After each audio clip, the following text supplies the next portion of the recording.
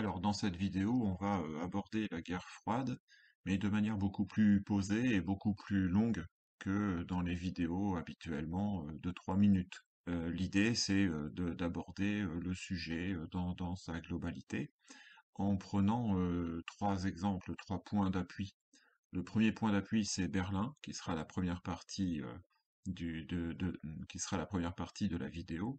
Berlin, qui est la capitale de l'Allemagne et qui est l'enjeu principal de la guerre froide tout au long de la durée de la guerre froide. Le deuxième point d'appui, la deuxième partie, ce sera la crise de Cuba, qui est certainement la crise au cours de laquelle les tensions sont à leur maximum. Et puis troisième point d'appui, la guerre du Vietnam, qui est la guerre emblématique de la guerre froide, puisqu'elle met aux prises l'un des deux grands, les États-Unis, avec les alliés de l'autre grand, l'URSS. Alors, en introduction, première chose, il faut rappeler que la fin de la Seconde Guerre mondiale marque la fin progressive de la Grande Alliance contre l'Axe. Cette Grande Alliance, donc contre l'Allemagne nazie en particulier, perd progressivement de sa raison d'être, et les tensions se font de plus en plus jour. Donc les futurs vainqueurs se rencontrent à trois reprises, à Téhéran d'abord du 28 novembre au 1er décembre 1943, puis à Yalta du 4 au 11 février 1945, et enfin à Potsdam, dans la banlieue de Berlin. Alors, on dit que c'est au cours des conférences de Yalta et de Potsdam que le nouvel ordre mondial se décide. En fait, il ne faut pas oublier que la réalité du terrain joue très lourdement à cette époque. En effet, l'Europe est en cours de division en deux parties, puisque l'Ouest est libéré par les troupes alliées, sous la direction de l'armée américaine essentiellement, alors que l'Est est libéré essentiellement par l'armée rouge. À cette époque, c'est Staline qui est en position de force sur le terrain, c'est chez lui, en Crimée, à Yalta, donc que se déroule la deuxième conférence interalliée, celle de Yalta. L'accord se fait pour l'essentiel sur l'ensemble des points qui étaient prévus au programme, en particulier le partage de l'Allemagne, de l'Autriche, ainsi que leurs capitales respectives en quatre zones d'occupation alliées est acté, ce partage est acté. Mais par contre, l'accord est plus compliqué, par exemple sur la question polonaise, parce que l'URSS entend que la Pologne, en quelque sorte, glisse vers l'ouest, de manière à ce que ce pays devienne un élément central de la sécurité de l'URSS. Par ailleurs, et ça va être une pierre d'achoppement pour le futur, la question du retour à la démocratie. Et ce retour à la démocratie n'a pas le même sens dans l'esprit des Occidentaux et dans celui des communistes. Alors pour ce qui est de Potsdam, la principale décision est de poser un ultimatum au Japon. La guerre est terminée en Europe, mais elle se poursuit encore dans le Pacifique. Les USA possèdent à cette époque l'arme atomique et menacent d'en faire usage pour le cas où le Japon refuserait l'ultimatum. C'est d'ailleurs ce qu'il fait. Les tensions se font sentir à propos des réparations que doit recevoir l'URSS, à propos de la reconnaissance des gouvernements communistes en Bulgarie et en Roumanie par les anglo-saxons. Bref, à Potsdam, les premières tensions entre les deux camps apparaissent. Il faut parler aussi de la création de l'ONU. Il faut comprendre que la fin de la Seconde Guerre mondiale est avant tout un immense espoir de paix. On pense avoir rétabli la paix mondiale pour une durée assez longue. En 1945, à San Francisco, on crée l'ONU, qui vient donc en remplacement de la Société des Nations, et avec les mêmes principaux objectifs de maintenir la paix et de permettre un développement économique partagé. Globalement, c'est l'URSS qui sort vainqueur de la guerre en Europe, son territoire s'est agrandi vers l'ouest, son armée est présente dans la moitié est du continent, et elle dispose du droit de veto à l'ONU comme les autres vainqueurs. Le 5 mars 1946, Churchill, aux États-Unis, dans une université à Fulton, prononce un discours dans lequel il dénonce la mainmise des communistes et de l'URSS sur les gouvernements de l'Est de l'Europe et il utilise l'expression rideau de fer pour désigner la coupure de l'Europe en deux qui est en train de se mettre en place. On peut considérer que cette date est la date de commencement de la guerre froide. Deux camps, à partir de cette date, se constituent derrière les États-Unis et derrière l'URSS, et l'affrontement idéologique se traduit ensuite par des crises plus ou moins graves qui font croire à plusieurs reprises que la planète est en train de basculer dans la guerre. Donc on l'a annoncé tout à l'heure, c'est Berlin, c'est la crise de Cuba, c'est le Vietnam. Alors, la marche à la coupure en deux du monde se fait aussi au cours de l'année 1947, année au cours de laquelle Truman, d'abord en mars 1947, va énoncer sa doctrine du containment ou endiguement. En gros, la doctrine Truman dit que il est du devoir des États-Unis d'apporter leur aide aux pays qui doivent se reconstruire et qui luttent contre l'extension nocive de certaines puissances, ne nomme pas, mais on sous-entend, on comprend qu'il s'agit de l'URSS qui est visé là. 3 mois plus tard, en juin 1947, c'est le sénateur américain Marshall qui propose un plan d'aide économique et financière, donc de la part des États-Unis, à l'ensemble des pays européens qui sont en reconstruction. Alors c'est à noter que cette aide est aussi proposée à l'URSS. Évidemment, l'URSS rejette l'aide et fait pression sur l'ensemble de ces pays alliés, de ces pays dominés, pour que ceux-ci refusent et rejettent aussi l'aide. Donc le plan Marshall marque la coupure en deux de l'Europe encore un peu plus. Et puis troisième étape, en 1947, en octobre, c'est Jdanov, donc un proche de Staline, qui va énoncer ce qu'on appelle la doctrine Jdanov, qui inverse un peu la donne par rapport à la doctrine Truman, qui dit que en gros le monde est partagé en deux. D'un côté les impérialistes, c'est-à-dire ceux qui cherchent à étendre leur domination sur le monde, hein, il s'agit évidemment des États-Unis, et puis de l'autre côté, les anti-impérialistes, et là il dit clairement que c'est l'URSS et les pays frères communistes qui sont dans ce camp anti-impérialiste. Donc 1946-1947, la coupure du monde se met en place, et la période qui s'écoule ensuite jusqu'en 1991, c'est la guerre froide, au cours de laquelle différentes crises vont marquer l'histoire. La première, le premier lieu marqué par ces crises, donc, c'est Berlin. Donc Berlin, un lieu où s'exprime la guerre froide de 1945 à 1989, et on commence par traiter du blocus de Berlin. Donc je l'ai dit en introduction, mais je le redis ici, pour beaucoup de ces points que je traite dans cette longue vidéo, eh bien, il y a moyen d'aller voir un condensé en 3 minutes, hein, 3 minutes d'histoire, le blocus de Berlin, on va le retrouver. La chute du mur, le rideau de fer, et ainsi de suite. Voilà, on va retrouver tout plein de vidéos sur la chaîne 3 minutes d'histoire. Donc l'Allemagne, évidemment, est le grand vaincu en Europe de la Seconde Guerre mondiale. Son territoire est en ruine. Son territoire est amputé à l'est de régions qui sont passées à la Pologne, qui sont passées sous administration soviétique. La conférence de Yalta, on l'a dit plus haut, a décidé de partager le territoire allemand ainsi que celui de la ville de Berlin en 4 zones d'occupation alliées, chacune revenant euh, aux États-Unis, à la Grande-Bretagne, à la France et à l'URSS. Donc ces 4 pays exercent leur autorité, chacun sur un secteur, mais il est convenu que les décisions les plus importantes seraient prises de manière collégiale, à l'unanimité, et seront appliquées sur l'ensemble du territoire allemand. Donc, par exemple, ces décisions peuvent porter sur l'enseignement, sur l'économie, sur les transports. Il est prévu qu'à terme, un gouvernement démocratique sera mis en place pour conduire l'Allemagne à une forme d'autonomie politique. Le problème, ce qui va devenir la pomme de discorde entre les 4 pays occupants, c'est que Berlin se trouve dans la zone soviétique. Rapidement, les parties ouest et est de l'Allemagne évoluent de manière divergente. Par exemple, dans la zone soviétique, on parle politique, dans la zone soviétique, le Parti socialiste unifié devient le seul parti autorisé, alors que dans les zones américaines, britanniques et françaises, c'est le multipartisme qui est maintenu. Un autre problème, la question des déplacés de guerre va créer des tensions. Dans les camps, on a créé des camps à l'ouest pour loger, hein, de manière sommaire et de manière temporaire les personnes déplacées par les événements de la guerre. Donc, dans ces camps dont certains sont à l'ouest, il y a par exemple des collaborateurs nazis. Il y a aussi des soldats allemands, ou plus largement des forces de l'Axe.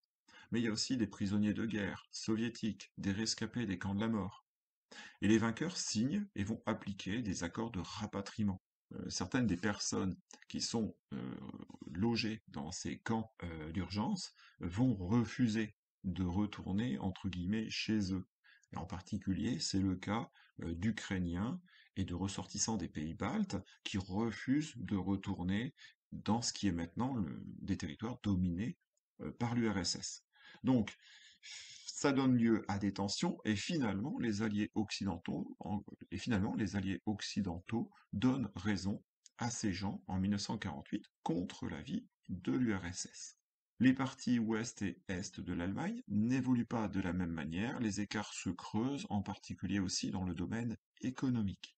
Et donc pour faciliter les relations économiques, en juillet 1946, les États-Unis et la Grande-Bretagne s'entendent pour créer ce qu'on appelle la bizone, c'est-à-dire une union économique de leurs deux zones, bizone, à laquelle se joint ensuite la France, donc ça devient une trizone. On est persuadé que le relèvement économique rapide de l'Allemagne doit faciliter le retour à une vie démocratique réelle. Puisque ces trois alliés occidentaux se réunissent sans les soviétiques pour la partie économique de la gestion de l'Allemagne, eh bien l'URSS se retire des organismes quadripartites dont j'ai parlé plus haut, qui ont vocation à gérer de manière uniforme les quatre zones. Nouvelle étape franchie dans la coupure, le 20 juin 1948, les Occidentaux introduisent une monnaie commune dans les trois zones sous leur autorité, et y compris dans les secteurs qu'ils occupent à Berlin. La rupture est alors consommée et Staline ordonne le blocage de tous les accès terrestres au secteur ouest de Berlin, c'est-à-dire toutes les routes, toutes les voies ferrées, et ce blocage se met en place à partir du 24 juin 1948. Ce blocage doit être vu comme la réplique soviétique aux initiatives occidentales d'unification économique des trois zones. Donc, les secteurs ouest de Berlin sont isolés du reste de l'Allemagne, isolés de l'Allemagne de l'Ouest, et c'est une épreuve de force qui s'engage. Les soviétiques pensent que les occidentaux sont incapables d'assurer l'approvisionnement des quelques 2 millions d'habitants de Berlin. Ils veulent que les occidentaux leur abandonnent Berlin. L'hypothèse de l'envoi d'un convoi militaire du côté occidental est envisagée, mais rapidement abandonnée, car ce convoi militaire, forcément terrestre, risque de tourner à l'affrontement, risque de faire dégénérer la situation en conflit ouvert. On est en 1948. Il faut concilier, en fait, la prudence et la fermeté. Il ne faut pas se discréditer, alors que, dans le même temps, la politique d'endiguement est présentée comme incontournable en Europe depuis quelques mois. C'est finalement la solution du pont aérien qui est retenue, même si on pense que ce pont aérien ne peut permettre de passer l'hiver. C'est aussi une solution spectaculaire qui permet de montrer au monde entier, et en particulier et d'abord aux soviétiques, l'engagement des Occidentaux à lutter en faveur des Berlinois de l'Ouest, d'autant plus qu'on donne rapidement à cette opération un caractère humanitaire. Alors, ce qui est important à souligner ici, c'est que avec la mise en place de ce blocus et du pont aérien qui vient en réponse, la perception des Occidentaux par les Berlinois de l'Ouest change, et inversement. Les Berlinois, qui étaient d'anciens ennemis, qui habitaient dans une zone d'occupation, deviennent les premières victimes de la volonté expansionniste soviétique. Et on se doit, du côté occidental, de venir au secours des Berlinois. Alors, on a estimé que le ravitaillement nécessaire à Berlin-Ouest était de 4500 tonnes par jour. 4500 tonnes de produits de première nécessité. La cadence s'accélère, le nombre d'avions augmente. Du 24 juin 1948 au 12 mai 1949, les Alliés effectuent 278 228 vols. Aux 278 000 vols. Un avion atterrissait toutes les 30 secondes en zone de Berlin-Ouest et 2 231 600 tonnes de fret, donc de marchandises, ont été acheminées à Berlin-Ouest. Pour 67%, il s'agit de charbon, 24% de nourriture. Au total, cette opération a coûté la vie à 74 personnes. Le pont aérien est au total aussi un réel succès pour les Occidentaux, malgré les tentatives d'obstruction des Soviétiques. En particulier, les Soviétiques ont envoyé des avions circuler dans les couloirs aériens de ravitaillement pour essayer de perturber la circulation et essayer de casser le rythme. La crise du blocus de Berlin dure donc 9 mois. Au plus haut niveau, les négociations se poursuivent en parallèle de ce blocus et de son pont aérien, mais on n'aboutit à aucun résultat. Et malgré les efforts des Occidentaux, les conditions sanitaires de la population s'aggravent, c'est-à-dire que l'approvisionnement ne permet que de subvenir aux besoins essentiels de la population. Hein, il faut comprendre que, à côté de ça, à Berlin, pour parler un peu trivialement, on se serre la ceinture, hein. La population berlinoise souffre de pénurie de tous les produits de première nécessité. Donc Staline a complètement échoué dans son projet d'éviter que l'Allemagne de l'Ouest ne devienne un État sous influence américaine.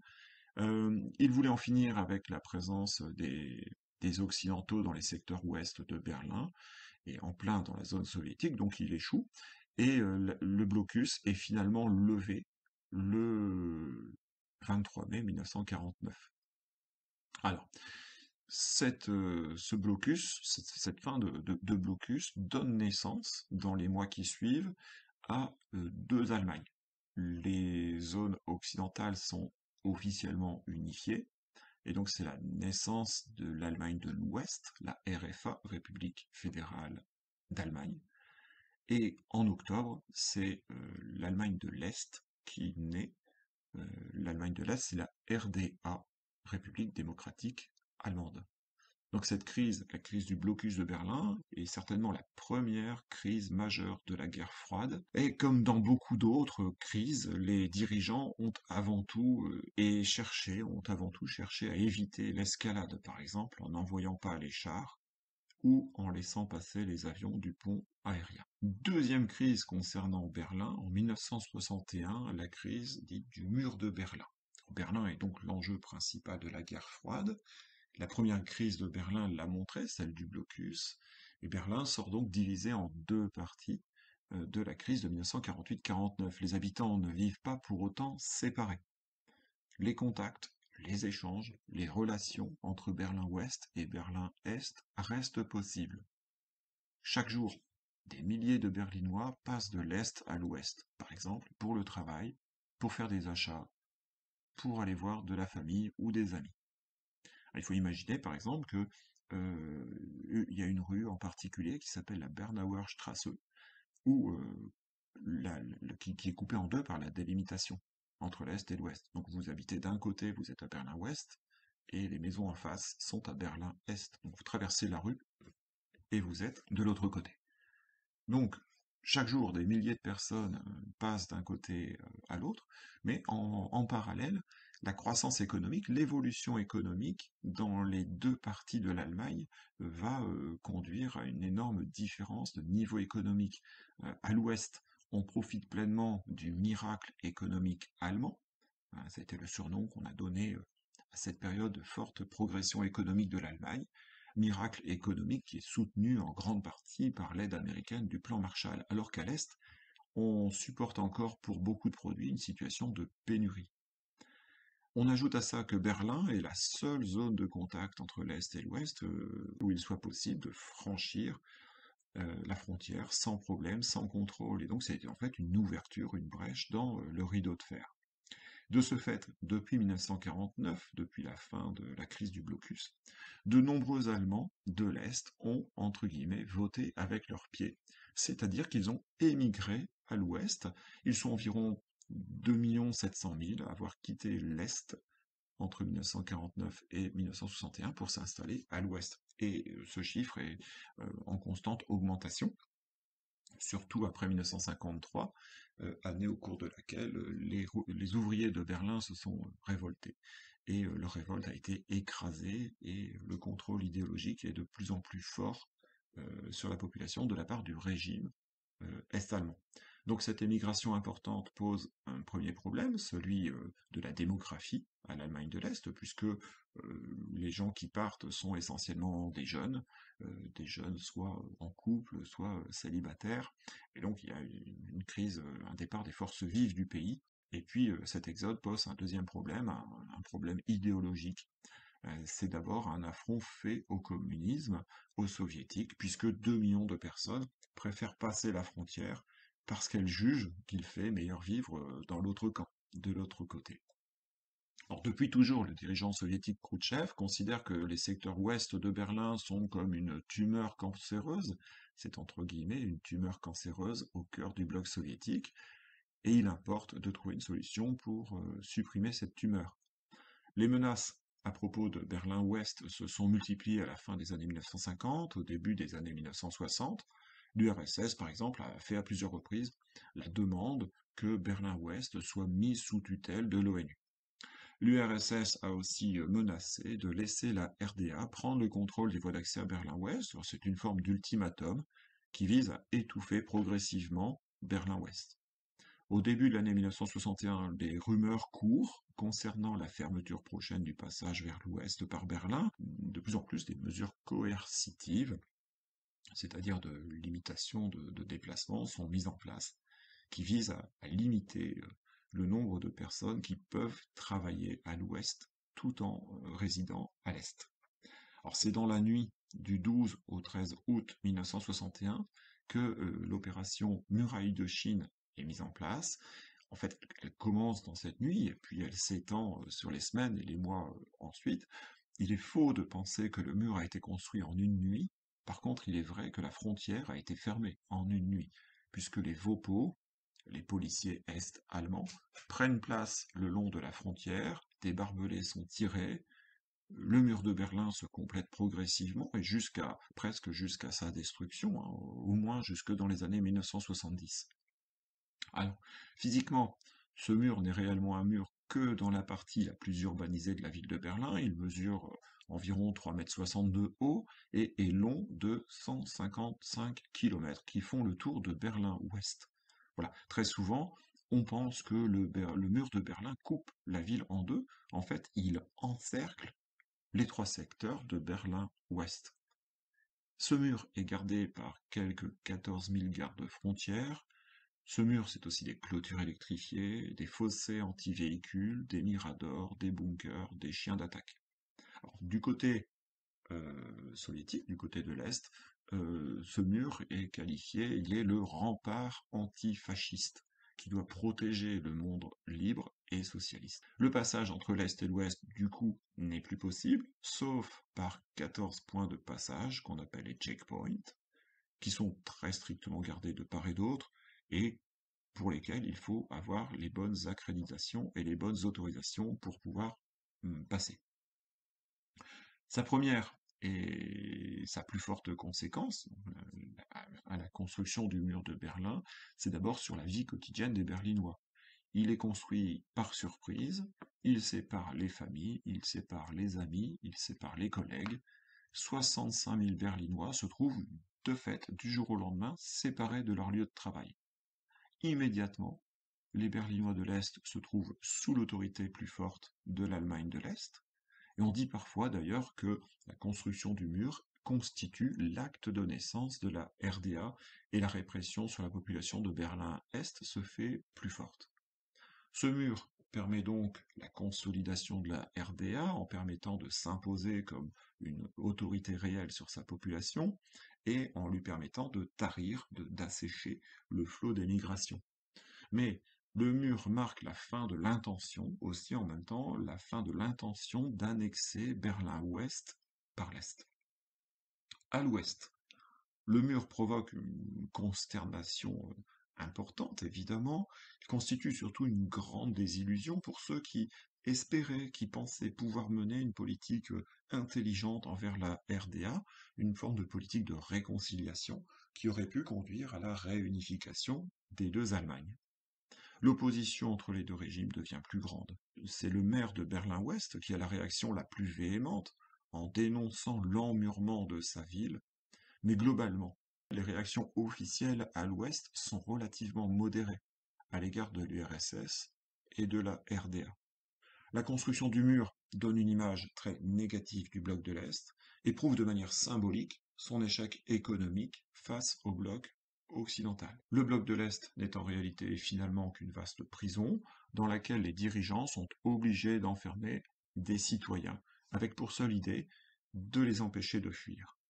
Le mur est un aveu d'échec, une humiliation pour toute l'Europe orientale. Le mur de Berlin est surnommé mur de la honte, et il porte une atteinte très grave, donc, à l'image du bloc communiste tout entier à l'ouest. Juin 1963, le président américain Kennedy se rend à Berlin-Ouest, et il prononce à quelques dizaines de mètres du mur un discours. Il dénonce le mur comme le symbole de la faillite du système communiste, insistant sur le fait que, contrairement à ce qui est affirmé par les autorités est-allemandes, le mur n'est pas tourné contre un ennemi de l'extérieur, mais bien contre la population est-allemande. Enfin, il assure les Berlinois de l'Ouest de l'entier soutien des États-Unis, qui sont le leader du monde vraiment libre, et il proclame Ich bin ein Berliner, ce qui signifie je suis un Berlinois, ce qui signifie en fait que les Américains, le président américain, se range bien du côté de la population qui souffre de sa privation de liberté. Ici, les habitants de Berlin. Troisième crise concernant Berlin, celle en 1989 de la chute du mur de Berlin. Donc, suite à la crise de Cuba en 1962, c'est une période de détente qui se déroule jusque en 1979. Cette période voit surtout progresser les différences de développement économique entre les deux camps, même si les échanges économiques, de manière un peu paradoxale, se développent entre l'Est et l'Ouest. D'un côté, les pays de l'Est vivent un essoufflement économique assez important, alors que les pays de l'Ouest sont en pleine période dite des Trente Glorieuses, et cet essoufflement, eh bien, même les élites communistes en ont conscience. Il faut dire que la pénurie est générale, que la productivité est très faible, que la main-d'œuvre est sous-formée, ses compétences sont sous-exploitées, l'endettement des pays du bloc de l'Est va croissant. L'agriculture est collectivisée dans tous les pays membres du bloc soviétique, mais cette agriculture collectivisée est à ce point inefficace que même l'URSS, alors que la Russie tsariste passait pour être un grenier à blé, eh bien même l'URSS est obligée d'importer des céréales pour subvenir aux besoins de sa population à partir du milieu des années 1970. Et une partie de ces céréales viennent des États-Unis. Pour tenir sa place dans la course aux armements, les dépenses militaires de l'URSS représentent 12% du PNB, produit national brut, ce qui n'arrange pas la situation générale de l'économie, puisque les retombées de l'armement et des dépenses d'armement dans l'économie de l'Union soviétique sont assez marginales. 1985, Mikhail Gorbatchev arrive à la tête de l'URSS. Alors, il est relativement jeune, il a 54 ans, c'est à comparer, on va dire, aux antiquités que pouvaient représenter Brejnev, Andropov ou Tchernyenko qui l'ont précédé. Il veut relancer l'URSS en redynamisant le système économique et le système politique. Alors, c'est d'abord l'objectif de sa politique dite de perestroïka, on peut traduire ça par restructuration. Il veut que l'URSS soit économiquement capable de réintégrer la compétition internationale en réalisant de meilleures performances économiques. Il lutte contre la corruption, simplifie le système bureaucratique, encourage les initiatives individuelles en allégeant la planification et la collectivisation. Il envisage aussi d'engager progressivement l'URSS sur la voie de l'économie de marché. Mais ces réformes entraînent de nombreuses désorganisations du système établi et donc des mécontentements. L'autre aspect de la politique initiée par Gorbatchev, c'est la glasnost ou transparence. Cette politique fait la promotion de la liberté d'expression, de la libre circulation des informations.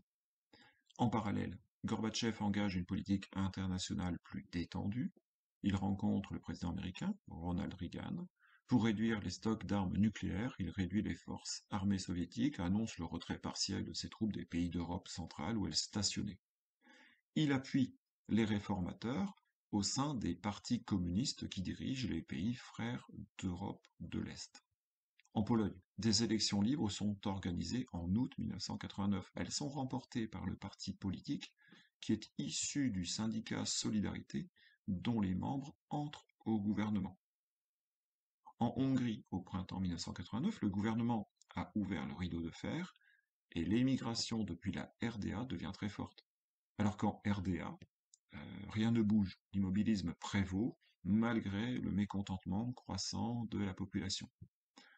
Pour faire simple, en 1989, le communisme commence à s'effondrer, à s'effriter en Pologne et en Hongrie. Le 7 octobre 1989, la RDA fête son 40e anniversaire. Gorbatchev est invité aux festivités. Des manifestants l'interpellent et scandent Gorbi, Gorbi, hilf uns, ce qui en allemand se traduit par Gorbi, Gorbi, c'est le diminutif de Gorbatchev, aide-nous. Dans le même temps, des manifestants sont dispersés assez violemment par la police. Quelques heures plus tard, dans une déclaration, Gorbatchev appelle, entre guillemets, à aller de l'avant. Le 18 octobre 1989, Erich Honecker, qui est le dirigeant de l'Allemagne de l'Est, démissionne et il est remplacé par Egon Krenz, qui est un pro-Gorbatchev.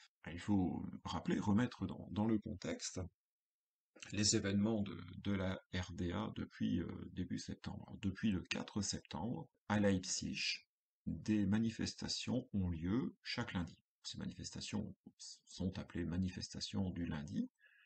Le premier jour, le 4 septembre donc 1989, 2000 personnes participent à cette première manifestation du lundi, et chaque semaine, le nombre de personnes devient un peu plus important, jusqu'à atteindre le nombre de 100 000 personnes le 16 octobre.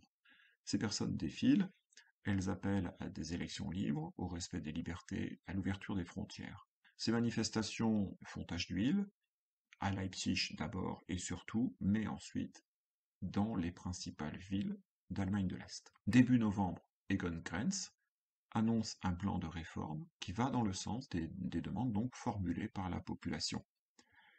Le 9 novembre, une annonce est faite de manière un peu chaotique, puisque les textes présentés à la presse n'étaient pas tout à fait terminés, il y manquait des mentions importantes, par exemple sur la date d'entrée en vigueur, sur la durée. Donc, une annonce est faite concernant les voyages. Alors, ces voyages privés à l'étranger sont désormais autorisés sans justificatif. Immédiatement, dans la foulée de cette annonce, donc qui est retransmise par les médias, eh bien les gens de Berlin-Est se rassemblent à proximité des points de passage du mur. Les portes du mur s'ouvrent et les Berlinois passent en foule le mur de Berlin-Est à Berlin-Ouest. Donc les policiers est-allemands sont mis en état d'alerte, mais ne reçoivent pas d'ordre. Les soldats soviétiques qui sont en garnison en Allemagne de l'Est reçoivent l'ordre de rester dans leur caserne. Dans la journée qui suit, donc le 10 novembre, on assiste aux premiers actes de saccage du mur, et dans les semaines qui suivent, les manifestations se poursuivent. On réclame maintenant la réunification de l'Allemagne. Le gouvernement est-allemand est indécis. Le gouvernement ouest-allemand est prudent. Mais les relations entre les deux gouvernements se font plus étroites et plus fréquentes. Fin 1989, il est clair que le régime communiste en RDA s'est effondré. Des élections libres ont lieu en mars. La réunification se fait le 3 octobre 1990. Donc la chute du mur de Berlin, c'est le symbole de la fin de la guerre froide, qui n'est pas terminée en tant que telle, mais le symbole est tombé, le symbole est détruit. Cette chute se fait dans la joie, sans violence, et c'est un peu une surprise pour beaucoup d'observateurs qui s'attendaient à ce que la guerre froide prenne fin par la défaite militaire d'un des deux camps. Et cette chute du mur de Berlin, donc la fin de la guerre froide, est permise par la politique d'ouverture de Gorbatchev en même temps que par la pression de la population.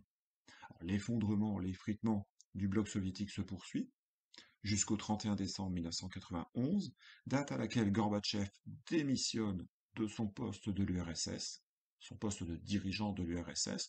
En fait, l'URSS à cette date n'existe plus, puisque tous les pays membres du bloc soviétique ont pris leur autonomie, et puis ensuite, dans les années 1990-91, ce sont les différentes républiques qui composent l'URSS qui ont pris leur indépendance. Après Berlin, qui est la ville enjeu de la guerre froide, on passe à la deuxième grande partie qui porte sur la crise de Cuba de 1962, qui est certainement la crise la plus intense, la crise au cours de laquelle on s'est trouvé le plus au bord de l'apocalypse nucléaire, la crise la plus importante de la guerre froide. Alors d'abord parce qu'il faut comprendre que quand une crise éclate, elle n'éclate pas sans raison. On va dire qu'il y a comme un mûrissement de la situation qui donne finalement naissance à la crise. Alors d'abord, le contexte, donc, est favorable. Il faut rappeler que depuis 1953, donc, et la mort de Staline, c'est Khrouchtchev qui est le premier secrétaire du Parti communiste en URSS et dirige donc de fait le pays. En 1956, il a lancé ce qu'on a appelé la déstalinisation, c'est-à-dire qu'il a autorisé la critique de la politique qui a été menée pendant des années par Staline, et en particulier, il a fait la dénonciation du culte du chef dont Staline faisait l'objet. Ça, c'est à l'intérieur de l'URSS et à l'intérieur du Parti communiste soviétique d'abord, et puis évidemment, ça s'est diffusé dans l'ensemble du monde communiste. À l'étranger, il a développé une politique de relations, disons, moins tendue, qu'il a appelée coexistence pacifique. Mais, depuis 1958, les tensions de la guerre froide reprennent progressivement. Elles reprennent à propos de Berlin. Ces tensions aboutissent à la construction du mur, on l'a dit plus haut, en 1961. À propos aussi de la décolonisation, qui est un enjeu important de la guerre froide, par exemple, à propos de l'indépendance du Congo belge, qui devient le Zaïre, à propos aussi du Vietnam, où les Américains envoient de manière de plus en plus importante ce qu'on appelle des conseillers militaires. En fait, au Vietnam, les États-Unis s'investissent de plus en plus, et forcément, face à ça, l'URSS se doit de réagir. En 1959, à Cuba, Fidel Castro a pris le pouvoir suite à une révolution pro-communiste, et donc il s'est emparé du pouvoir. On ajoute à tout cela le fait que, progressivement, depuis la fin des années 1950, l'URSS semble rattraper son adversaire, les États-Unis, dans le domaine des technologies en général, en particulier dans le domaine de la conquête spatiale. L'URSS réalise quelques premières mondiales, hein, avec le premier satellite artificiel, avec l'envoi du premier être vivant dans l'espace, qui était un chien, et puis avec l'envoi du premier homme dans l'espace. Face à Khrouchtchev et face à l'URSS, Kennedy est président depuis 1960, président des États-Unis. Il a été élu à l'âge de 43 ans, ce qui est très jeune, et Khrouchtchev pense que Kennedy n'a pas l'expérience ni le caractère pour faire face à une crise grave. Donc Khrouchtchev, par ailleurs, est critiqué pour sa politique de déstalinisation dans son propre camp, et il est aussi mis face à l'influence croissante de la Chine dans le tiers-monde, et donc Cuba, c'est pour lui l'occasion de passer à l'action et on va dire de faire taire les oppositions. Pour ce qui est de Cuba, à proprement parler, je l'ai dit juste avant, Fidel Castro est arrivé au pouvoir en 1959. Il réalise une série de réformes qui vont en faveur du peuple cubain, ce qui fait progressivement de lui un adversaire des États-Unis, avec qui les relations se dégradent. Les États-Unis mettent le commerce avec Cuba sous embargo.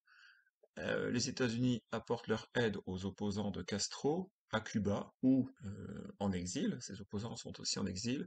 Et donc, Cuba se sentant, on va dire, mis à l'écart ou mis à l'index par les États-Unis, Cuba se rapproche de l'URSS.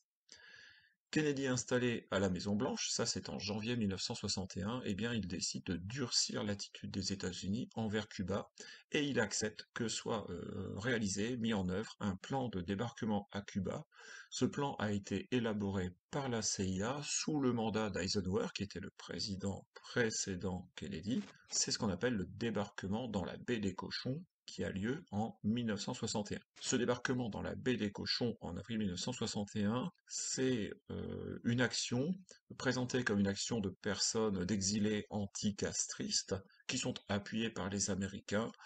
On espère lors de ce débarquement que la population cubaine va se soulever contre le gouvernement et les autorités. va renverser ce gouvernement et va remettre donc en place un gouvernement, un pouvoir politique plutôt pro-américain. Sauf que ce débarquement échoue lamentablement et il est clair dès lors que les États-Unis sont les ennemis déclarés de Cuba.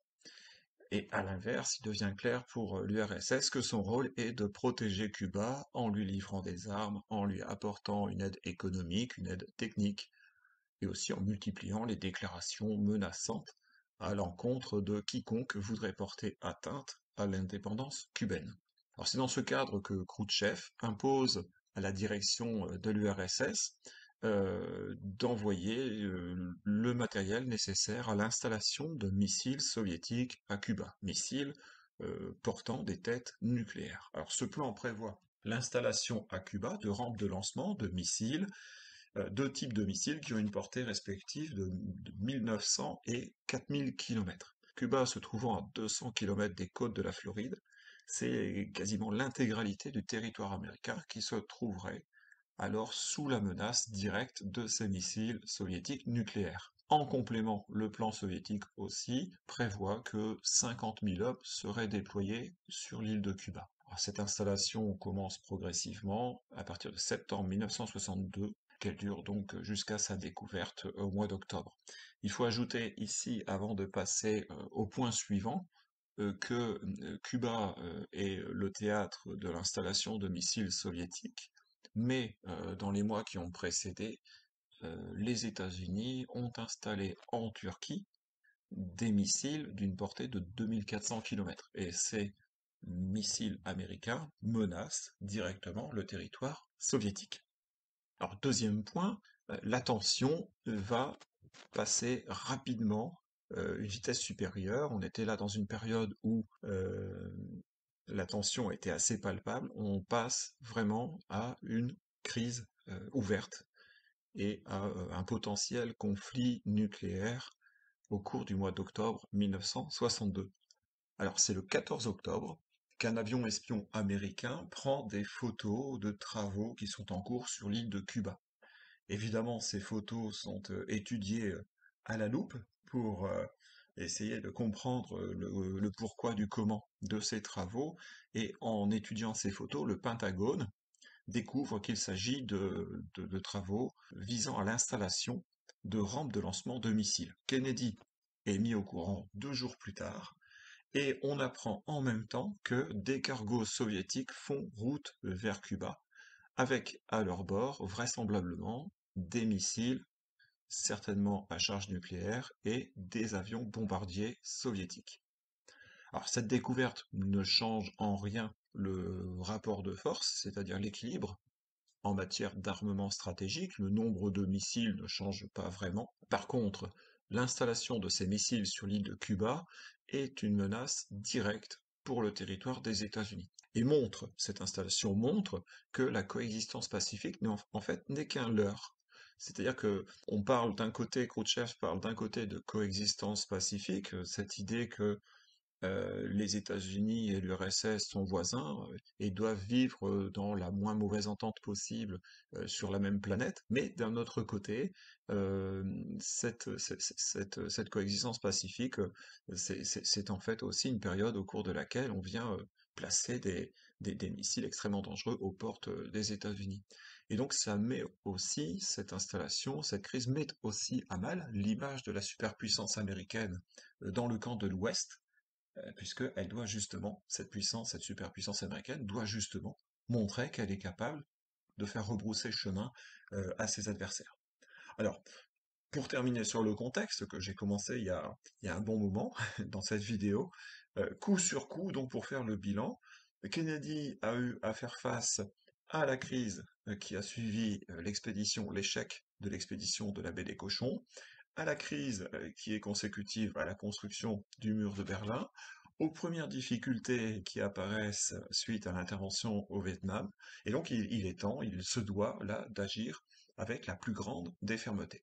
Il s'adresse donc aux Américains dans une allocution radio-télévisée, il s'adresse en même temps à l'opinion internationale dans la soirée du 22 octobre 1962. Il annonce que les Soviétiques sont en train d'installer à Cuba des fusées capables d'atteindre le territoire des États-Unis, et il affirme que les États-Unis ne peuvent tolérer cette situation.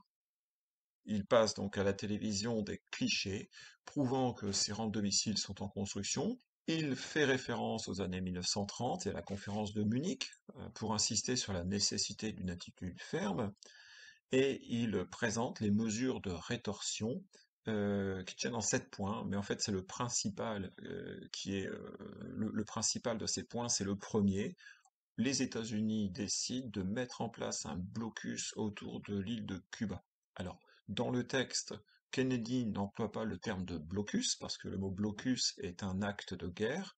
Il parle de quarantaine, une quarantaine qui aurait plutôt un côté sanitaire.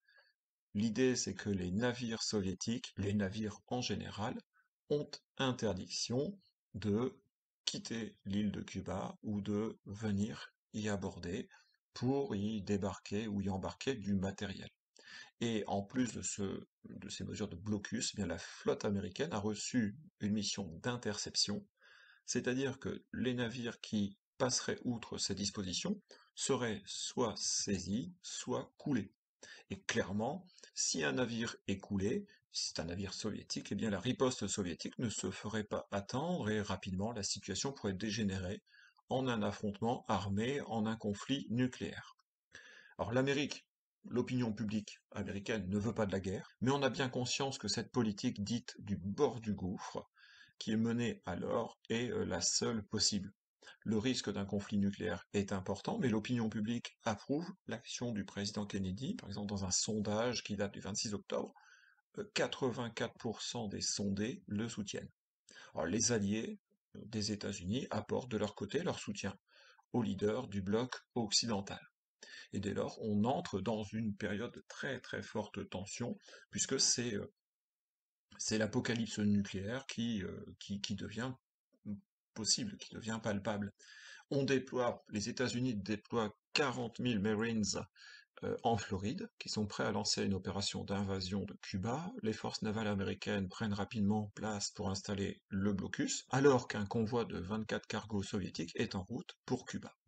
Dans la journée du 23 octobre, toutes les forces américaines dans le monde sont placées en alerte spéciale, et le monde retient son souffle. À Moscou, on réagit, on dément complètement et formellement les informations américaines, on parle d'agression, on parle de nécessité de se défendre avec fermeté, on accuse les États-Unis de mener de véritables actes de piraterie et de pousser un peu plus chaque fois au déclenchement de la guerre thermonucléaire. Alors que Kennedy, quant à lui, indique qu'il reste ouvert à la négociation, eh bien Khrouchtchev prend des mesures militaires d'urgence, il demande la convocation du Conseil de sécurité de l'ONU, mais il n'indique pas quelle serait la réaction de l'URSS dans le cas où un navire soviétique serait intercepté par la marine américaine. 4 jours se passent sans que rien ne se passe. Le convoi de cargos soviétique a stoppé sa marche en avant, les navires américains tiennent leur position. Le 26 octobre, 4 jours après la mise en place, l'ultimatum lancé par Kennedy, eh bien, le 26 octobre, Khrouchtchev fait parvenir par des voies officieuses un courrier à Kennedy dans lequel il déclare que si les États-Unis donnent l'assurance de ne pas envahir Cuba, eh bien la présence soviétique sur l'île ne serait plus nécessaire. Kennedy répond en assurant l'ambassadeur soviétique aux États-Unis de la bonne volonté américaine. 2 jours plus tard, le 28, Khrouchtchev donne l'ordre aux cargos soviétiques qui étaient en route pour Cuba de faire demi-tour. Il annonce que les armes considérées comme menaçantes seront démontées, seront rapatriées en URSS, et il annonce que des négociations seront menées avec les Américains sous l'autorité de l'ONU. Clairement, Khrouchtchev abandonne la chose. En échange de ces concessions, il demande que les vols de surveillance au-dessus de l'île de Cuba prennent fin. Il demande que le blocus américain soit levé, que les Américains fassent la promesse de ne pas envahir Cuba. Il obtient enfin et aussi la promesse de Kennedy que les fusées américaines installées en Turquie soient démantelées rapidement. Alors cette crise se termine presque aussi vite qu'elle avait commencé. Elle a duré au total une petite semaine, au cours de laquelle Le monde s'est senti, c'était le nom de la politique, au bord du gouffre. Alors cette crise très grave, quelle trace laisse-t-elle? Alors clairement, c'est le président américain, Kennedy, qui sort vainqueur de la crise des missiles de Cuba.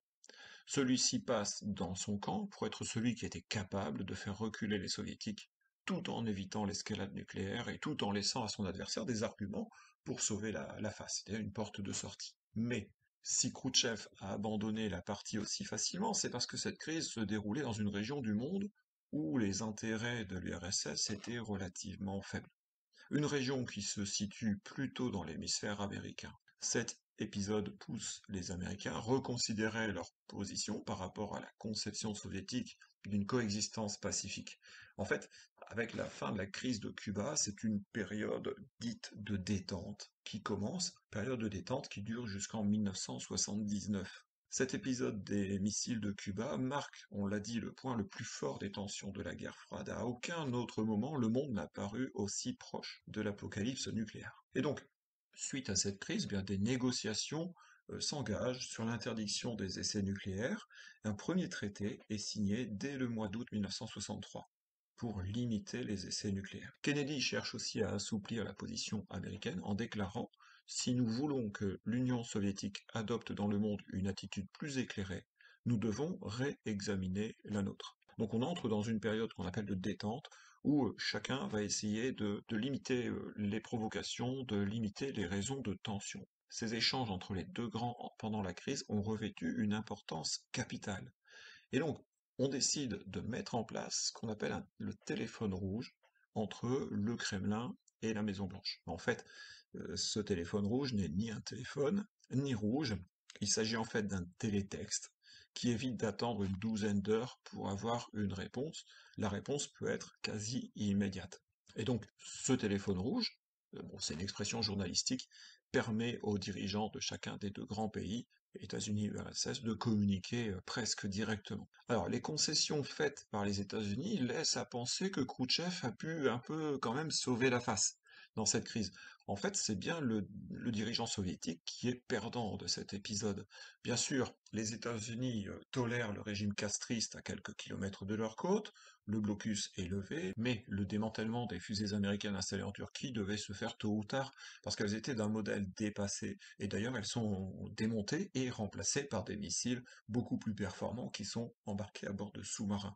Toutes les raisons qui ont poussé Khrouchtchev à vouloir déployer un armement nucléaire à Cuba ont été évoquées plus haut, elles sont certainement très bonnes, mais au bout du compte, la crise de Cuba est un échec personnel pour le dirigeant soviétique, qui est fragilisé, qui est contesté, et il est contraint d'abandonner le pouvoir 2 ans plus tard, 1964, par ceux qui lui reprochaient justement son aventurisme en politique étrangère, par ceux qui lui reprochaient d'avoir contribué à discréditer l'URSS à l'international, en particulier auprès du tiers-monde, et ce, au profit de la Chine qui commence à avancer ses pions à cette époque-là.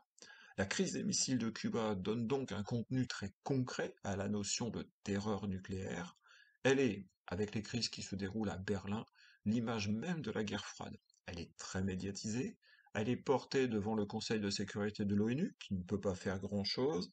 Cette crise est une des rares crises qui a mis aux prises les deux grands directement, face à face, à quelques kilomètres des côtes américaines. L'on perd de vue que les deux grands ne sont pas les seuls protagonistes de la crise, comme d'ailleurs ils ne sont pas les seuls protagonistes de la guerre froide. On oublie en effet trop souvent que des alliés auraient pu faire basculer la crise. Par exemple, Fidel Castro, au plus fort des tensions, aurait poussé son allié soviétique à la plus grande fermeté. Il aurait même demandé à ce que des frappes préventives soient menées sur le territoire américain. Ou encore, le 27 octobre, en pleine crise, quand la défense anti-aérienne cubaine a abattu un avion espion américain sans en avoir reçu l'ordre. Mais à chaque fois, les deux dirigeants ont su éviter l'escalade. La crise leur a fait prendre, et a fait prendre au monde entier, la conscience d'un nécessaire dialogue, en leur faisant prendre conscience, comme le déclare Kennedy en juin 1963, que notre lien commun le plus fondamental est que nous habitons tous sur la même petite planète, que nous respirons tous le même air, que nous chérissons tous l'avenir de nos enfants, et que nous sommes tous mortels.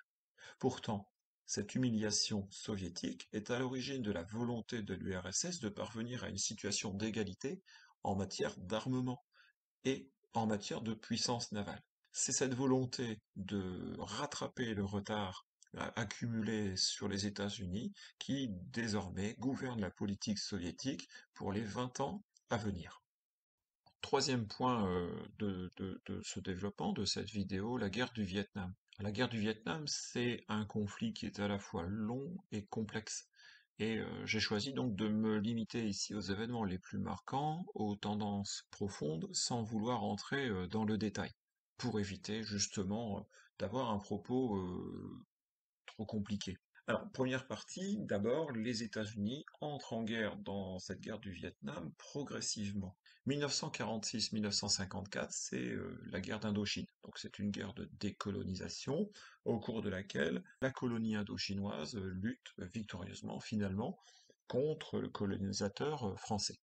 Et donc cette guerre d'Indochine se termine avec la partition en 4 États de l'ancienne colonie française. La partition, c'est-à-dire la division en 4 États. Le Laos, le Cambodge, le Vietnam, qui est divisé en 2 territoires, le Vietnam Nord et le Vietnam Sud. C'est une ligne fictive, le 17e parallèle, qui partage le Vietnam en 2 territoires. Alors, le Nord est communiste, alors que le Sud est sous influence américaine. Mais cette partie sud est sous l'autorité d'un gouvernement qui est dirigé par Diem, qui est un personnage à la fois autoritaire et corrompu. D'ailleurs, son gouvernement est corrompu tout entier. Et des élections communes sont prévues pour permettre la réunification des deux Vietnams en 1956. Mais ces élections n'ont pas lieu. Alors progressivement, les tensions entre les deux Vietnams vont s'aggraver. Le Nord reçoit l'aide des Chinois communistes et officieusement des Soviétiques, alors que les États-Unis s'impliquent de plus en plus aux côtés du Sud-Vietnam. Il faut noter que cette implication, cette intervention américaine n'est pas nouvelle, puisque les Américains apportaient déjà leur aide technique, leur aide matérielle à l'armée française à l'époque de la guerre d'Indochine. On peut insister sur un paradoxe selon lequel justement cette guerre du Vietnam se développe et a lieu en pleine période de détente, alors même que cette guerre du Vietnam est certainement le conflit le plus long, le conflit le plus dur, dans lequel l'armée américaine est engagée à cette époque. Alors, assez rapidement, au Sud-Vietnam, l'agitation communiste va se développer et va s'exprimer par l'action de ce qu'on appelle le Viet Cong, qui est à l'origine une insulte, hein. C'est-à-dire c'est ceux qu'on appelle les traîtres. Donc, ce Viet Cong est soutenu par le Nord-Vietnam. Le risque de voir le communisme s'installer sur tout le territoire vietnamien devient plus grand et justifie que le gouvernement américain amplifie progressivement son soutien, puis intervienne ensuite militairement directement. Donc il s'agit de se conformer pour les Américains à la doctrine énoncée par le président Truman en 1947, doctrine du containment ou endiguement, qui veut que les États-Unis doivent agir pour éviter que le communisme ne se répande à d'autres régions de la planète. Par ailleurs, les États-Unis ont peur que si un territoire, si un État est gagné par le communisme, eh bien cela ne serve d'exemple ou d'incitation aux États voisins qui passent à leur tour au communisme. C'est ce qu'on appelle la théorie des dominos.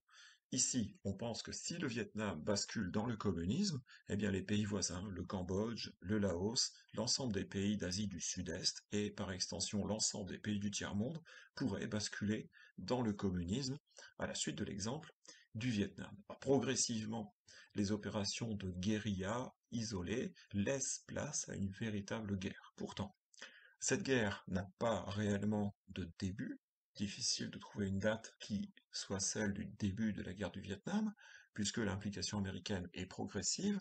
Les premiers morts américains tombent en 1955, l'intervention massive des États-Unis n'est décidée qu'en 1964.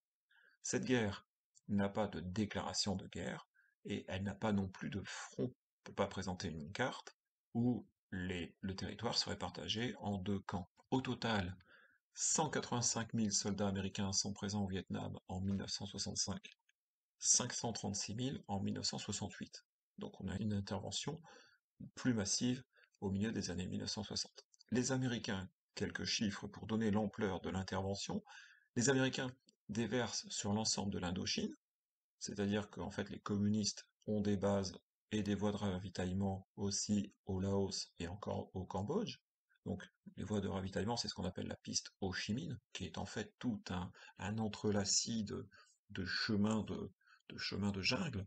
Et donc au cours de la guerre, les Américains déversent sur l'ensemble de l'Indochine plus de 7 millions de tonnes de bombes, c'est-à-dire 3 fois plus que ce qui a été largué par les Américains en Europe et en Asie pendant la Seconde Guerre mondiale.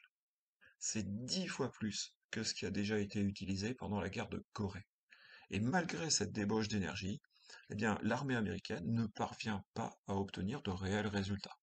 Elle ne parvient pas à venir à bout des communistes, qui restent en général insaisissables.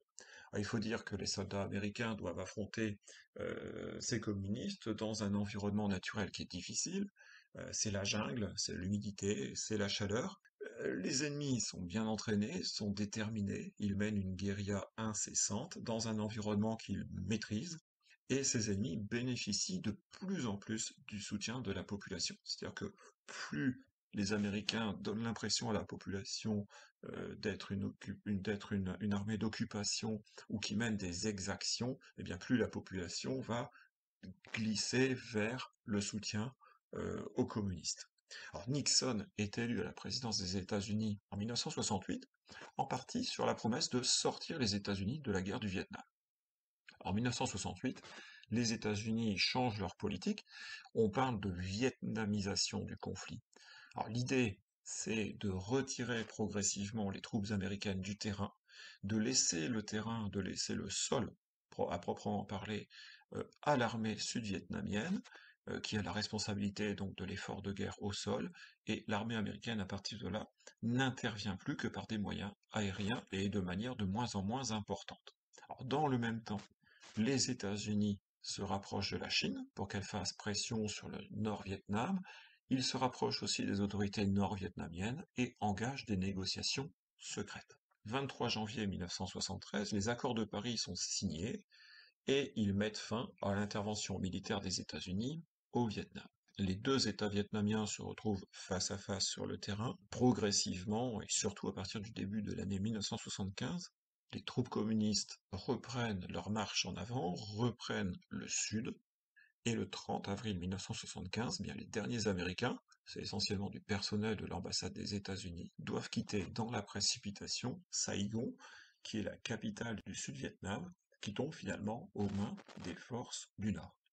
Alors, au total, la guerre du Vietnam a fait plus de 2 millions de victimes dans les deux camps vietnamiens, et 58 000 soldats américains sont morts. L'importance de cette guerre, au-delà d'être une guerre dans laquelle les États-Unis s'engagent presque à corps perdu, c'est d'être une guerre différente. D'abord, et c'est ce qui est évident, c'est ce qui saute aux yeux, c'est que cette guerre est une guerre dissymétrique, pour ne pas dire déséquilibrée. C'est-à-dire que face à une armée d'État, une armée très bien entraînée, une armée qui est certainement la plus puissante du monde, eh bien, c'est la population locale, avec, j'ai envie de dire, avec les moyens du bord, qui va faire face à cette armée américaine. Donc cette population locale qui est bien entraînée, qui profite de la maîtrise et de la bonne connaissance du terrain, est finalement victorieuse face à l'armée la plus puissante du monde. Alors c'est possible parce que les méthodes de combat employées ne sont pas celles d'une armée traditionnelle. Pour être clair, l'armée américaine n'est pas adaptée à combattre dans ces conditions. C'est une guérilla, les combats se font partout et nulle part, l'ennemi est capable de se fondre très rapidement et très facilement dans la population locale, et les combattants sont très difficiles à identifier. C'est ce qui, par parenthèse, mène à des massacres de la population par les troupes américaines. Par exemple, on peut évoquer le massacre de My Lai. Des massacres qui, à chaque fois, augmentent l'opposition des populations locales à la présence américaine. L'ennemi donc est insaisissable, il peut surgir à n'importe quel moment. La motivation de cet ennemi est très forte, c'est proche de l'endoctrinement et du fanatisme ou du côté vietnamien. Pour les Vietnamiens, la guerre du Vietnam, c'est une guerre civile qui vient en prolongement de presque un siècle de conflit, un siècle de lutte pour l'indépendance. Alors que pour les Américains, sur le terrain ou aux États-Unis, on ne comprend pas forcément ni les tenants ni les aboutissants de cette guerre. Et on les comprend de moins en moins. Cette guerre paraît de moins en moins justifiée, on en parlera plus loin. Ensuite, c'est une guerre impopulaire. L'intervention américaine a été décidée par Johnson, le président Johnson, en 1964, qui s'est fait accorder les pouvoirs d'intervenir au Vietnam sans en passer par les autorisations nécessaires normalement du Congrès. Le recours ensuite à la conscription, c'est-à-dire au recours aux jeunes Américains, en plus de leur même métier, donne naissance à un mouvement de contestation très profond, très fort dans les universités américaines et dans l'ensemble du monde. Là, ici, il faut en revenir à l'évocation des événements de l'année 1968, qui ne se produisent pas seulement en France, mais qui se produisent un peu partout sur la planète. Le fait aussi que l'intervention américaine se fasse de manière extrêmement massive, j'ai évoqué tout à l'heure les chiffres de bombes utilisées, le nombre de bombes utilisées, de manière extrêmement massive, extrêmement disproportionnée, contre un peuple qui, en réalité, lutte pour sa liberté. Ça aussi, c'est source de critique. De plus en plus, au fil du conflit, le sacrifice de la jeunesse américaine paraît être un prix trop élevé à payer pour une cause qu'on ne saisit pas bien. L'armée américaine, enfin, utilise aussi des armes dites de destruction massive. On peut citer ici l'agent Orange, qui est un puissant défoliant, dont le but est de détruire le couvert végétal, de manière à supprimer les moyens de se dissimuler, mais qui est aussi utilisé sur les rizières, et qui donc détruit les récoltes, et qui est surtout très nocif pour la santé des hommes, que ce soit les soldats américains ou les Vietnamiens. On peut parler aussi du napalm, qui est le produit qui équipe les bombes incendiaires utilisées par les Américains. C'est aussi, et peut-être surtout, du point de vue américain, une guerre perdue. C'est une guerre particulière, c'est une guerre différente, parce que c'est une guerre perdue. Alors, cette guerre est perdue malgré l'envoi massif de troupes sur le terrain, malgré l'utilisation de moyens de transport, de moyens de combat démesurés, malgré l'utilisation de millions de tonnes de bombes, on l'a dit plus haut. Toutes les stratégies américaines ont échoué. On a d'abord envoyé des conseillers militaires. On a ensuite envoyé des moyens militaires, de plus en plus importants, de moins en moins conventionnels. On a pensé à la vietnamisation du conflit. Et finalement, même la paix est un échec, puisque les accords de Paris qui confirment la situation de départ, à savoir la partition du Vietnam en une partie nord et une partie sud, est bien vite rangé, ces accords de Paris sont bien vite rangés aux oubliettes par le Nord-Vietnam qui s'empare finalement, oui, de Saïgon et qui unifie par la force le pays. En fait, la guerre du Vietnam est une guerre dans laquelle les États-Unis s'engagent progressivement, une guerre qu'ils ne peuvent pas perdre, dans les deux sens du terme, ils ne peuvent pas perdre tellement ils sont puissants, mais ils ne peuvent pas se permettre de perdre non plus, parce que ça signifierait leur défaite face aux communistes. Mais en même temps, c'est une guerre qu'ils sont incapables de gagner. C'est ce qui explique cette fuite en avant des États-Unis, la débauche de moyens mise en œuvre jusque 1968.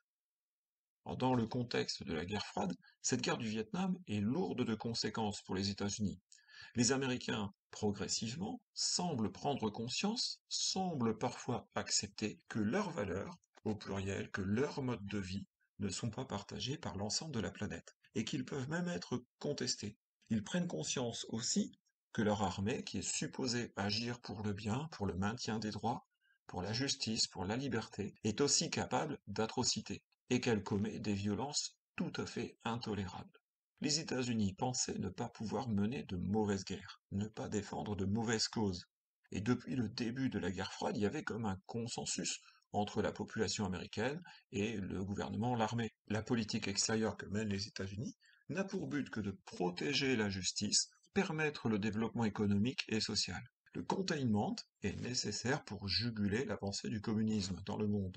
La guerre froide se résumerait à une lutte du camp du bien contre le camp du mal. Ce consensus vole en éclats avec la guerre du Vietnam, d'autant plus avec la déroute finale de 1975, l'évacuation dans la précipitation du Sud-Vietnam. Cette défaite américaine est alors totale.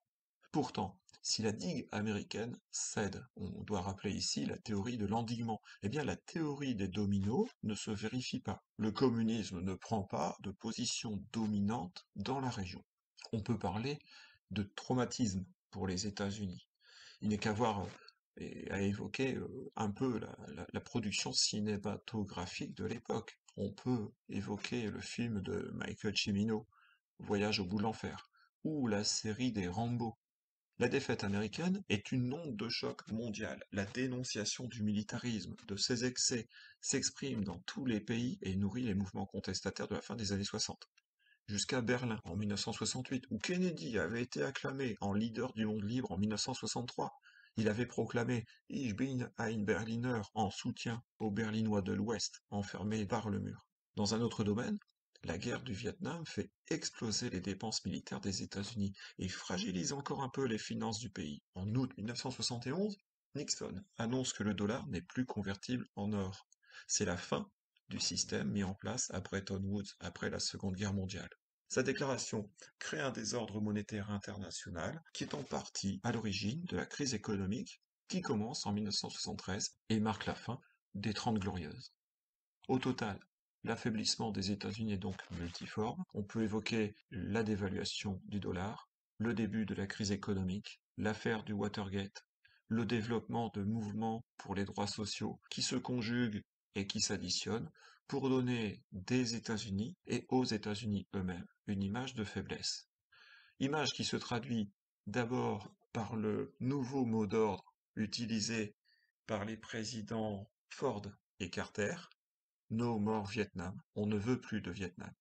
Alors que Ronald Reagan, qui est élu président en 1980, adopte pour slogan America is back.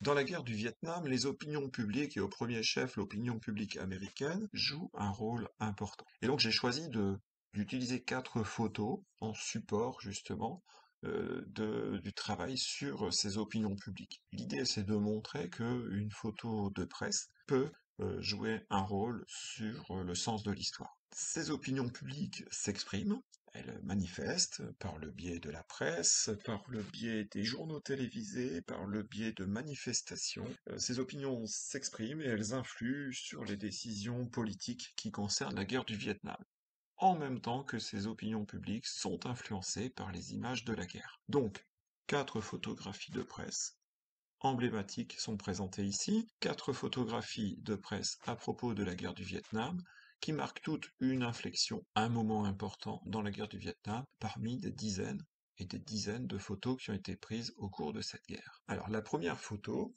est prise le 10 juin 1963. On va rappeler que au Sud-Vietnam, depuis 1963, même un peu avant, les tensions grandissent entre le gouvernement donc de Diem, qui est catholique, et la majorité de la population qui est bouddhiste. Des violences se multiplient contre les manifestations bouddhistes, et en particulier, à plusieurs reprises, la police ouvre le feu, et il y a plusieurs morts par balle dans le camp des bouddhistes, des manifestants bouddhistes. En parallèle, les États-Unis font pression sur le gouvernement pour qu'il fasse des concessions aux bouddhistes pour obtenir un soutien unanime de la population contre les communistes.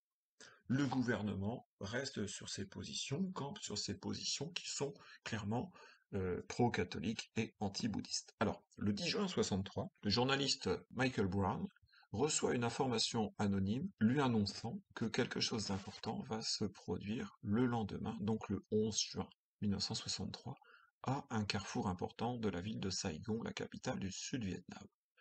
Il se rend au lieu indiqué le lendemain et il assiste, au milieu d'une foule silencieuse, à l'immolation par le feu d'un moine bouddhiste âgé de 73 ans. Ce moine s'immole dans le plus grand des calmes. La photo fait le tour du monde, l'acte est si ahurissant qu'on s'interroge sur la cause que défend ce moine. Dans les heures qui suivent, les cendres de ce moine sont déposées dans une pagode, dans un temple bouddhiste.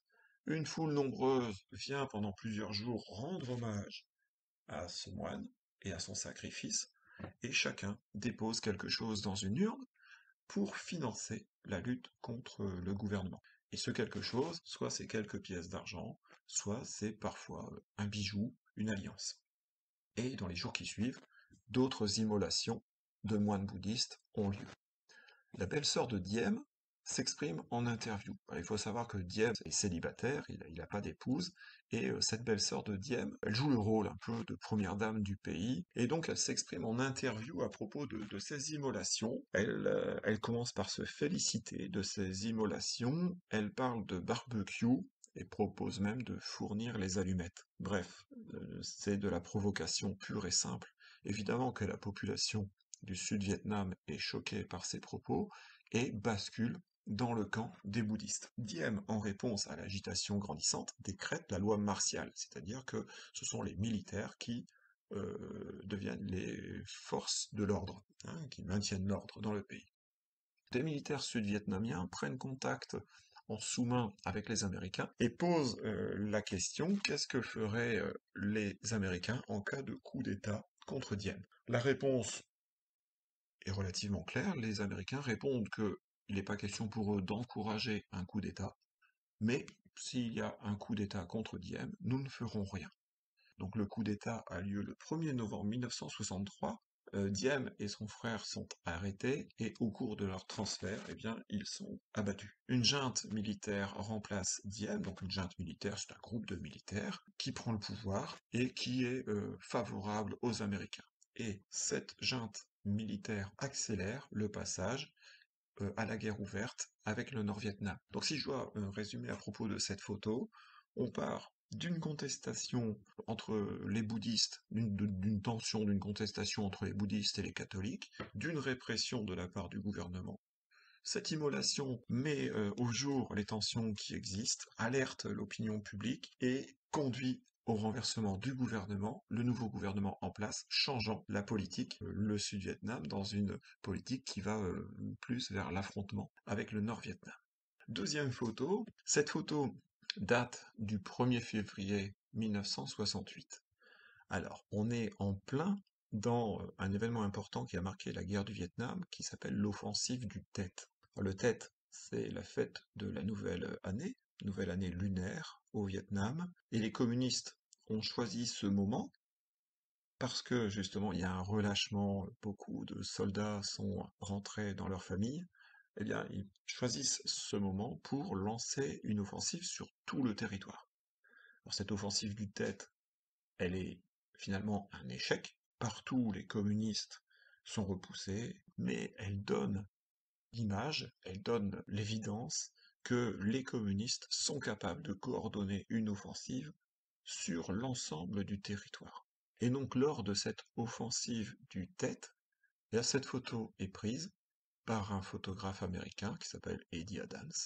Donc cette photo qui montre le chef de la police nationale du Sud-Vietnam abattre, on a l'impression de sang-froid, un personnage qui est suspecté d'être un Viet Cong, c'est-à-dire un communiste agissant au sud du Vietnam. En parallèle de cette photo, il existe une vidéo qui est tournée, on comprend un peu mieux le contexte, cet homme vient d'être arrêté, il est conduit devant le chef de la police et un ordre est crié, abattez-le, à plusieurs reprises, abattez-le. Sauf que le subalterne qui reçoit ces ordres hésite, et finalement c'est le policier qui a crié l'ordre, qui sort lui-même l'arme, qui crie je vais t'exécuter et qui tire.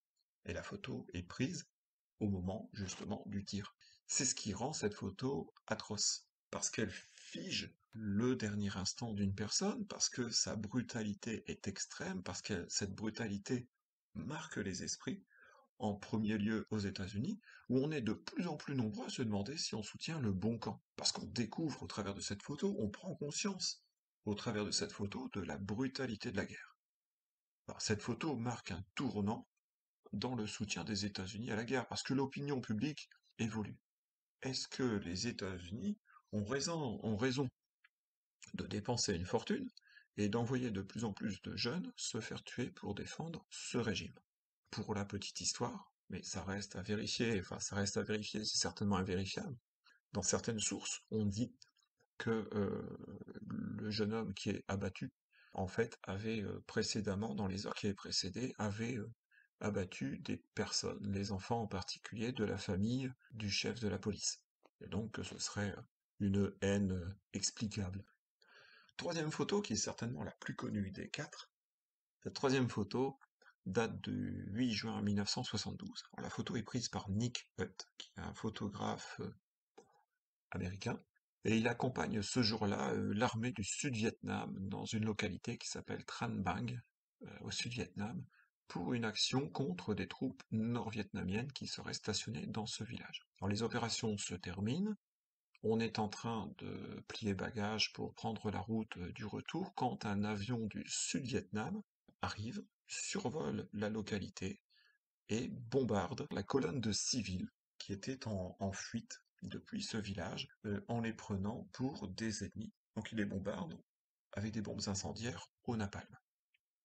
Nick Hutt photographie toute la scène, l'arrivée de l'avion, les explosions, les nuages de fumée, et puis il filme aussi ce groupe de civils qui s'échappe en criant, qui court vers lui en hurlant de douleur. Et donc, c'est la petite fille qui court vers lui les bras écartés, un peu comme dans une figure christique.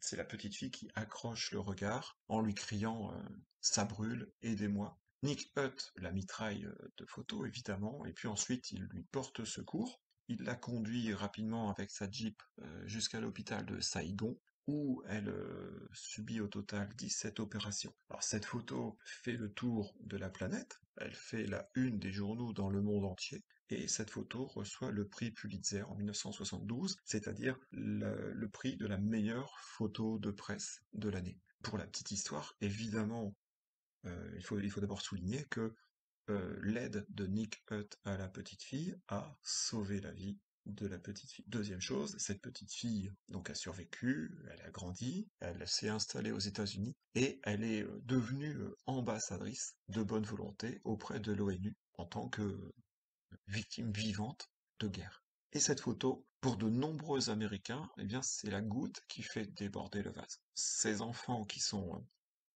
victimes innocentes, victimes hurlantes et victimes souffrantes de la guerre et du feu, eh bien, c'est la photo de trop, c'est la violence de trop. Et donc cette photo pose encore plus la question de l'utilité, entre guillemets, de la guerre. L'utilité est de moins en moins évidente, la monstruosité, à l'inverse, est de plus en plus évidente. Dernière photo, on rappelle le contexte.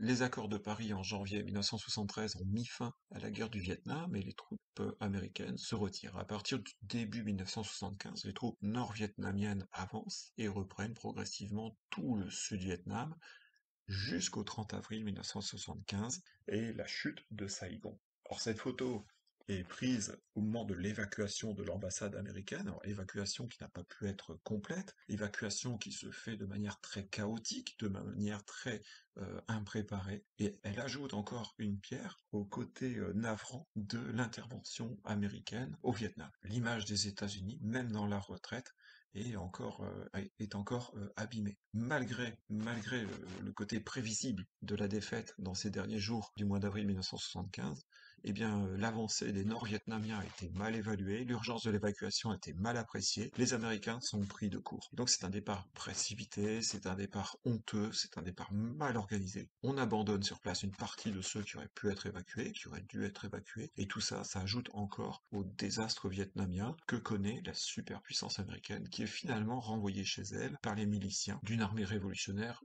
du tiers-monde.